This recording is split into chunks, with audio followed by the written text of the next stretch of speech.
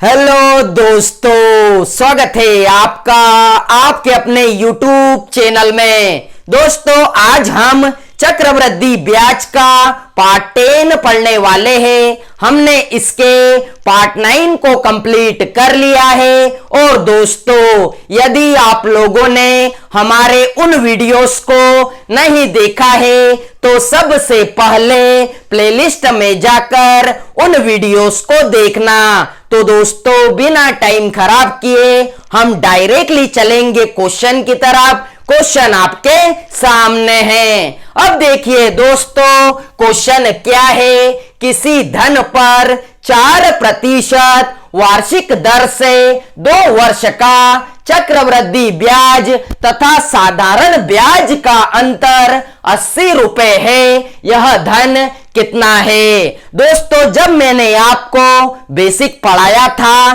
तो आपको एक बात बताई थी, जब भी क्वेश्चन के अंदर आपको चक्रवृद्धि ब्याज और साधारण ब्याज का अंतर दिया हो तो सबसे पहले आपको चेक करना है कि समय आपको कितने वर्ष का दिया हुआ है। क्योंकि दोस्तों, 2 वर्ष का फॉर्मूला अलग होता है और 3 वर्ष का फॉर्मूला भी अलग होता है। तो दोस्तों, इस क्वेश्चन के अंदर आपको समय 2 वर्ष का दिया हुआ है। तो दोस्तों, हमारा 2 वर्ष का फॉर्मूला क्या था? तो डिफरेंस बराबर PR² बटे में 100 का स्क्वायर। दोस्तों, इस फॉर्मूले की मदद से आप ऐसे क्वेश्चंस को 5 सेकंड में सॉल्व कर सकते हो। अब बात आती है दोस्तों, D का मतलब क्या होता है?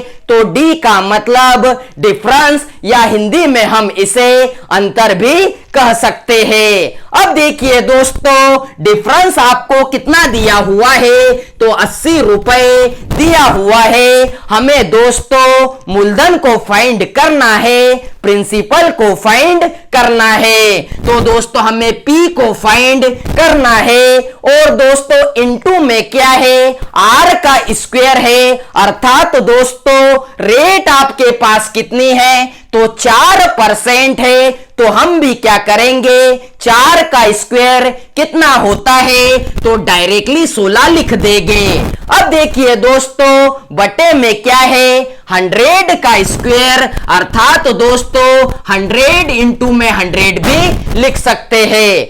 अब देखिए दोस्तों, आमने सामने है तो कट जाता है। 16 से काट लेते हैं। 16 एकम 16, 16 पंजे 80 होता है। तो दोस्तों, 100 गुणित 100 10,000 होता है। जब ये 10,000 क्रॉस में 5 से गुना करेगा तो आपका मूलधन कितना निकल कर आएगा? 50,000 रुपए निकल कर आ जाएगा। तो दोस्तों, उम्मीद करता हूं कि कभी आपको ऐसा क्वेश्चन आ जाए तो आपसे गलत नहीं होने वाला। तो अब हम चलते हैं हमारे अगले क्वेश्चन की तरफ। तो देखिए दोस्तों, हमारा अगला क्वेश्चन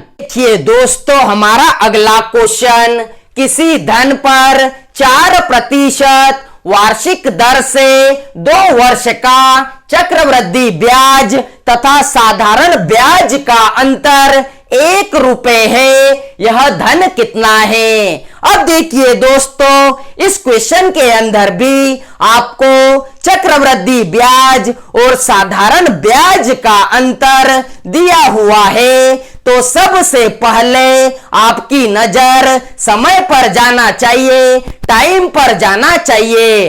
तो दोस्तों, समय आपको इस क्वेश्चन के अंदर कितने वर्ष का दिया हुआ है? तो 2 वर्ष का समय आपको दिया हुआ है। तो दोस्तों, 2 वर्ष का फॉर्मूला हमारे पास में क्या है?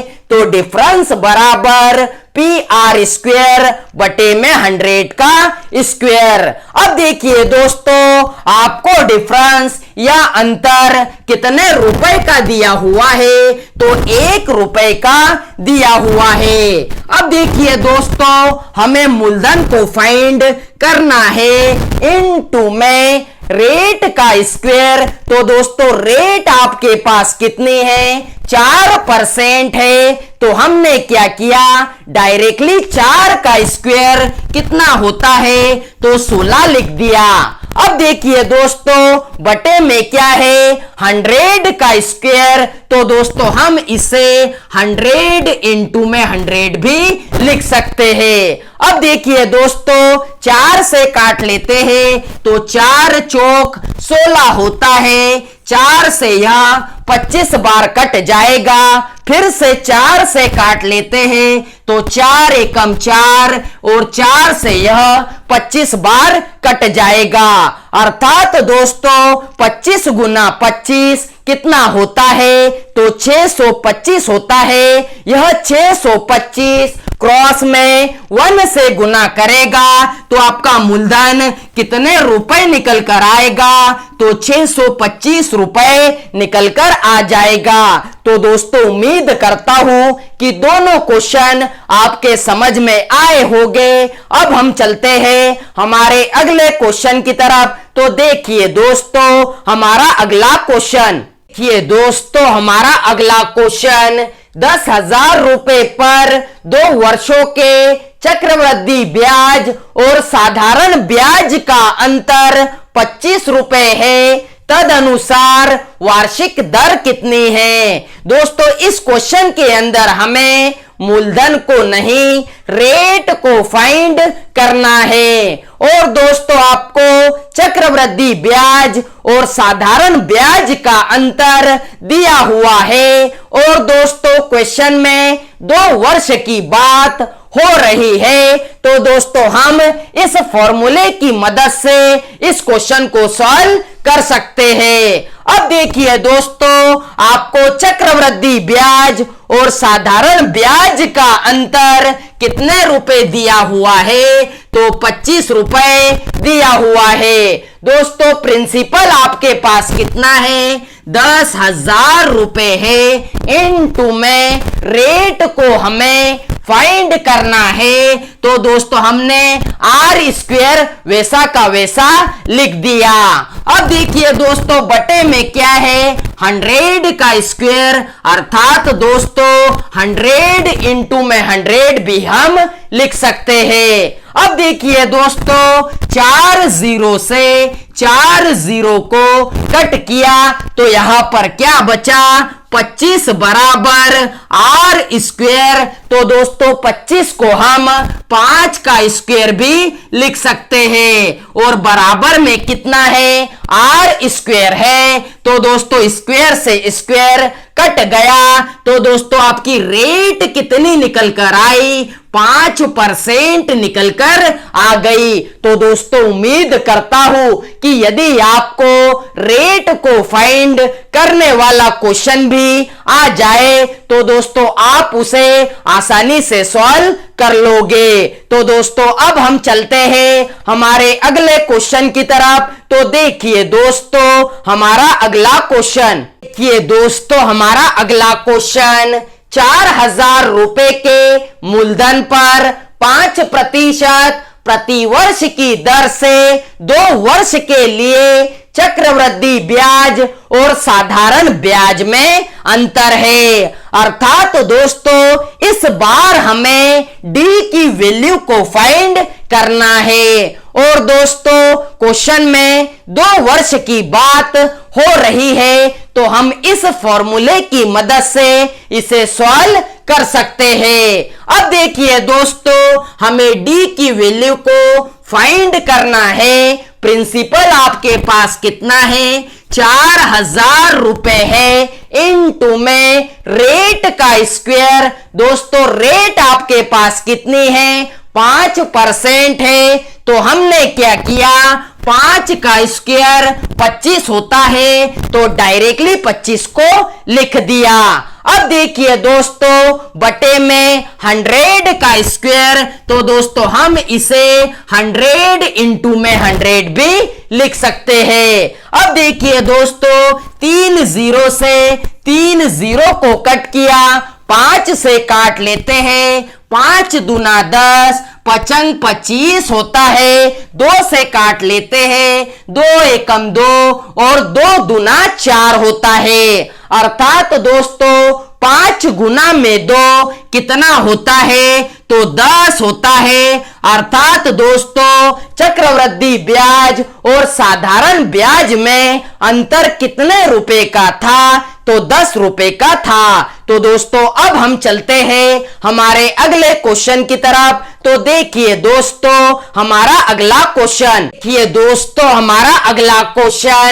किसी धन का 5% वार्षिक दर से 3 वर्ष का चक्रवृद्धि ब्याज तथा साधारण ब्याज का अंतर 61 रुपए है, तो धन ज्ञात कीजिए।